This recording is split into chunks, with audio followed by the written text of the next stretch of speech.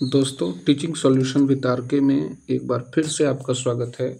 और आज की जो सीरीज़ मैंने लाई है वो बंगाल विभाजन की तीसरी सीरीज़ है और इसमें स्वदेशी आंदोलन के भी कुछ लक्षण आपको देखने को मिलेंगे, क्योंकि अभी तक तो मैं विभाजन पर ही दो सीरीज़ बना चुका हूँ 8 प्रश्नों की, और ये तीसरी सीरीज है 8 प्रश्न की।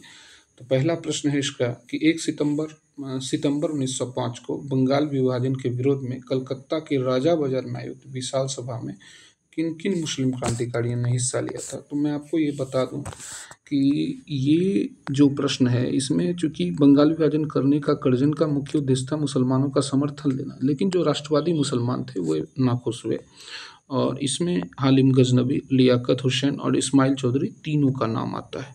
ठीक है, तो क्या हो जाएगा, एक से अधिक। ठीक है, आगे चलते हैं। किस व्यक्ति के प्रस्ताव पर 16 अक्टूबर को बंगाल के हर घर परिवार द्वारा रसोई बंद कर दिया गया? तो ये रामेंद्र सुंदर त्रिवेदी के रिक्वेस्ट पर ऐसा किया गया था। ये भी क्रांतिकारी थे। ठीक है, आगे चलते हैं। किस व्यक्ति ने बंग भूमि एकता हेतु प्रतीक चिन्ह के रूप में फेडरल हॉल की नींव रखी थी?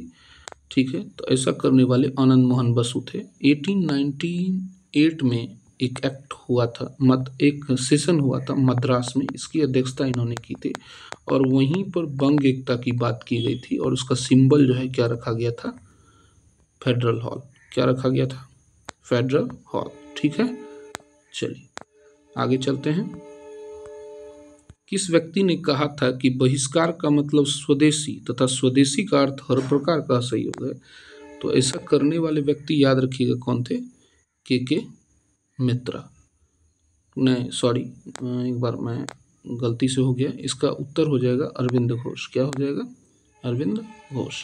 ऐसा कहने वाले कौन थे? अरविंद घोष। बाबू अरविंदो ने कहा था ऐसा।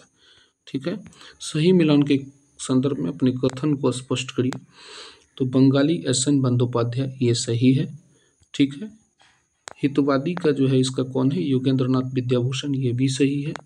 ठीक है, और युगंतर का जो है भूपेंद्र नाथ दत्त, ये भी सही है। तीनों के तीनों सही हैं, अतः क्या हो जाएगा? एक से अधिक। ठीक है, the don Satish Chandra Mukhopadhyay. The don को किसने लिखा है? सतीश चंद्र मुखोपाध्याय।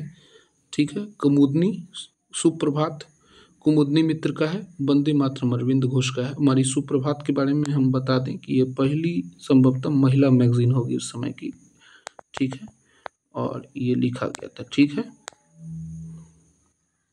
आगे है कि स्वदेशी की पृष्ठभूमि पर रचित पुस्तक पलासीर प्रायश्चित, यानी स्वदेशी आंदोलन के बारे में जो अच्छे से आपको पृष्ठभूमि पता चली कि कैसे हुआ था, तो ये क्षीरोद प्रसाद का बुक जो है ये इम्पॉर्टेंट है, ये यूपीएससी पूछ चुका है।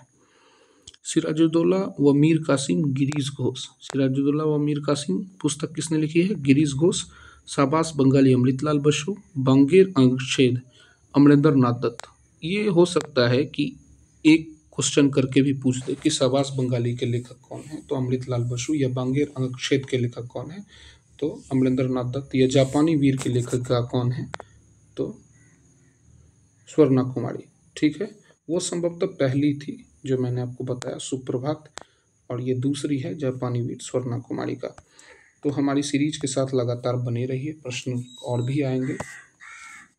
8 प्रश्न हो या 10 प्रश्न हो, सीरीज लगातार आते रहेंगे। आप लोग इसे प्यार देते रहिए, चैनल को शेयर सब्सक्राइब करते रहिए। और मैं ये बता दूं कि आप ये प्रश्नों को अगर पढ़ते हैं, इन प्रश्नों को अगर पढ़ते हैं, तो आपके पढ़ने का तरीका बदल जाएगा और ये समझ आ जाएगा कि प्रश्न कैसे पढ़ने चाहिए।